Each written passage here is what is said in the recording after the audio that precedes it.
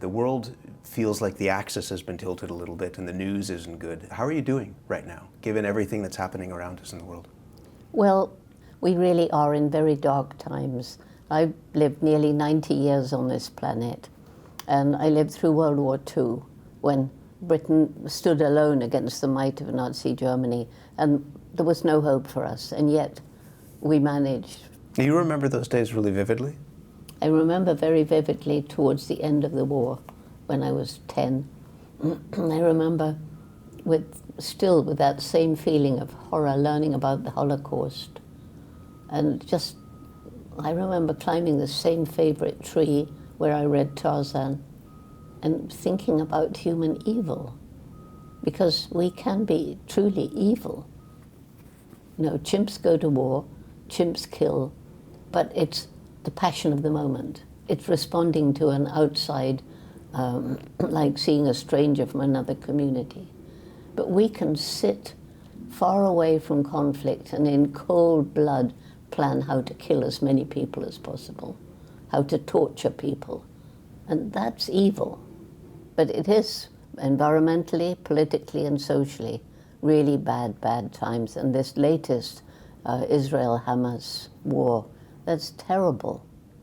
Let me ask you about the environmental issue. I mean, the summer that we have been through has been apocalyptic. You have towns burning down in Hawaii, you have wildfires and the smoke that spreads all over the world, the hottest temperatures on record in certain areas. Flooding and hurricanes. And it goes on and on and on. Yeah. Coming through that, what goes through your mind about the world around us in some ways? Well, you know, as far as the environment goes, everyone is focused now on climate change. But, you know, just as important as climate change and inextricably linked to it is loss of biodiversity. And, you know, as habitats get destroyed and ecosystems collapse, that's doom for us if we don't do something about it. Where do you put, not the blame in some ways, but where do you put the responsibility for that? Who do you pin that on? Well, the responsibility, obviously, some of the big companies burning fossil fuel, the oil and gas, corruption, and unfortunately a lot of governments get corrupted by money, by big business. And so, but there's also all of us, each one of us, we could do our bit to protect the environment. And so many people, you know, they feel helpless, hopeless, so they do nothing, and they carry on with business as usual.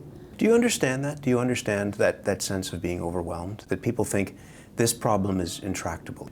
That is exactly what's happening.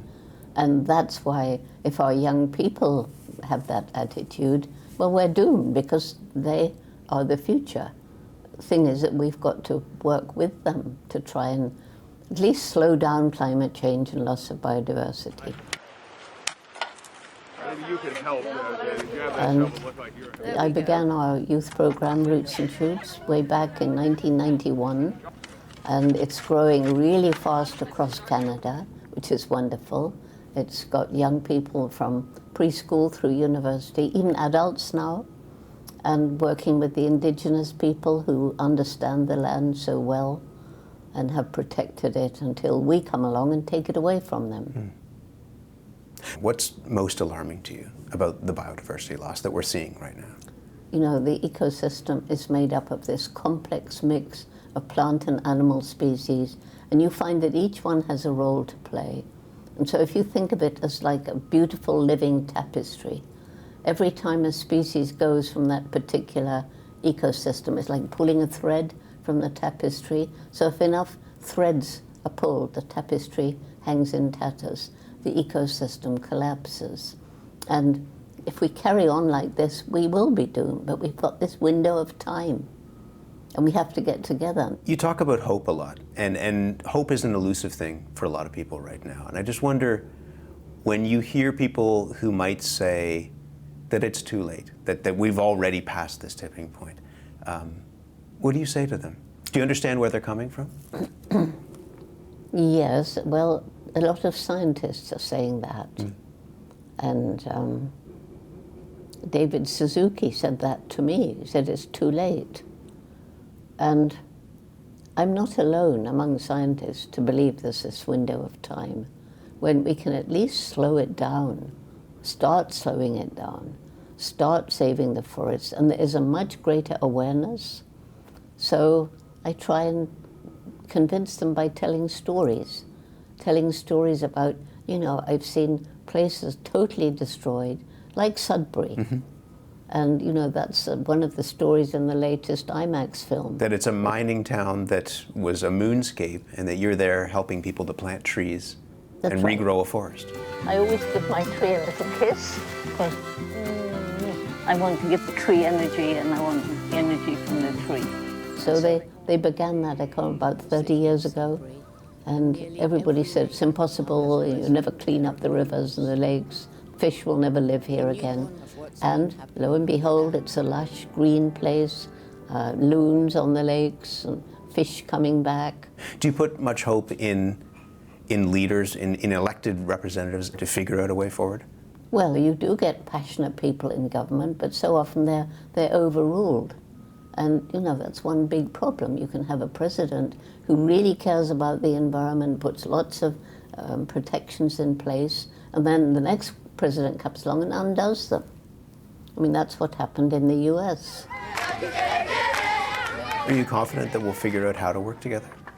That we'll figure out how to not be selfish in some ways? Well, so the good news, if we look at it as this tunnel of problems that we have to overcome, the good news, there's groups of people working on every problem. But the trouble is they're working in silos. And if they're working without thinking of the whole picture, in other words, collaboration, we must work together. Yeah. And young people are good at that.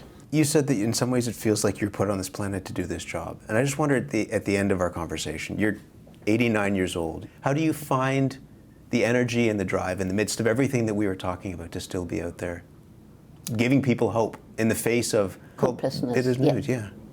Well, first of all, I'm driven because I care passionately about the environment, the forest, the animals. While I was in Sudbury, I was invited to plant the 10 millionth tree. I care passionately about children. I've got 3 grandchildren. They're grown now, but they're presumably, 2 of them anyway, will probably have children. And what a world to be born into. Well, it means that I'm not ever going to give up.